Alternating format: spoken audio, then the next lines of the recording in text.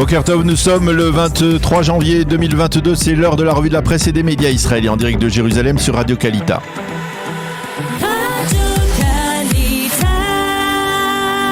Nous allons ouvrir cette revue de la presse israélienne par un titre peu courant que l'on trouve ce matin dans les pages d'ouverture des principaux sites d'information. Et oui, effectivement, et ce titre se rapporte au tremblement de terre qui a été enregistré hier soir en Israël, un tremblement de terre d'une magnitude de 3,7 sur l'échelle de Richter et qui a été ressenti en particulier dans la région de Beth Shean, près de la frontière israélo-jordanienne et du lac de Tibériade. Selon les experts, l'épicentre de ce séisme se serait situé près de l'île de Chypre et là-bas l'amplitude était de 6,4 sur l'échelle de Richter. La police israélienne a fait état de dizaines d'appels d'Israéliens qui ont ressenti la secousse et dans la ville d'Afula, la sirène d'alerte s'est même déclenchée. Fort heureusement, on n'a pas recensé de blessés et apparemment pas de dégâts. Nous avons senti la maison bouger, ont témoigné des Israéliens, mais les unités de la défense passive ont publié dans la nuit les mesures à prendre en cas de tremblement de terre en Israël, à savoir entre autres, par exemple, sortir à l'air libre si l'on est dans un bâtiment ou pénétrer dans les chambres blindées.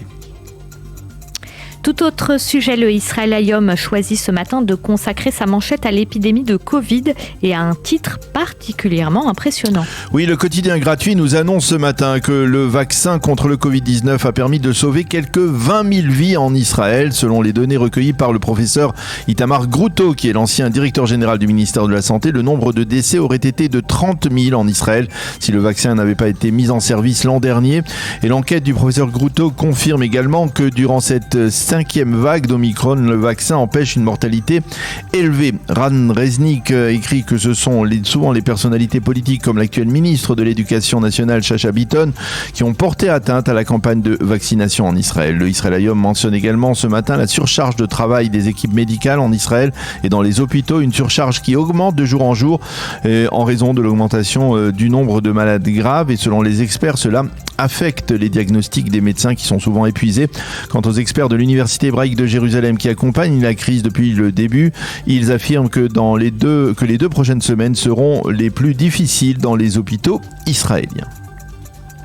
Et de son côté, le Yediot Aharonot consacre ce matin sa manchette à l'utilisation par la police du logiciel Pegasus pour espionner des personnalités israéliennes. Et oui, en effet, le Yediot reprend les révélations que fait ce matin le quotidien économique Calcaliste, qui avait d'ailleurs révélé la semaine dernière les premiers soupçons d'utilisation illégale par la police de ce logiciel.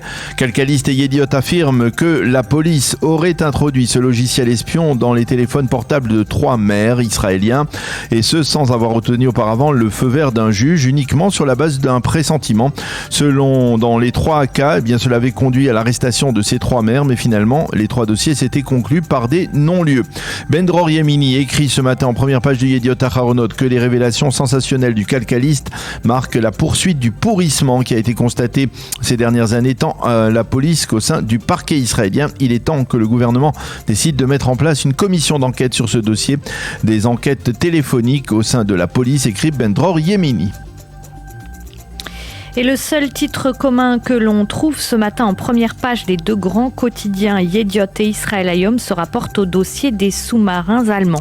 Oui, et les 2 journaux nous indiquent que c'est normalement aujourd'hui que le gouvernement votera la formation d'une commission d'enquête d'État dans le dossier de l'acquisition des sous-marins allemands par le gouvernement de Binyamin Netanyahou.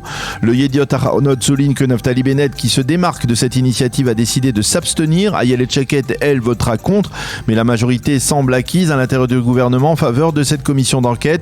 Selon le ministre de la Défense, Benny Gantz, cette commission apportera la vérité dans ce délicat dossier.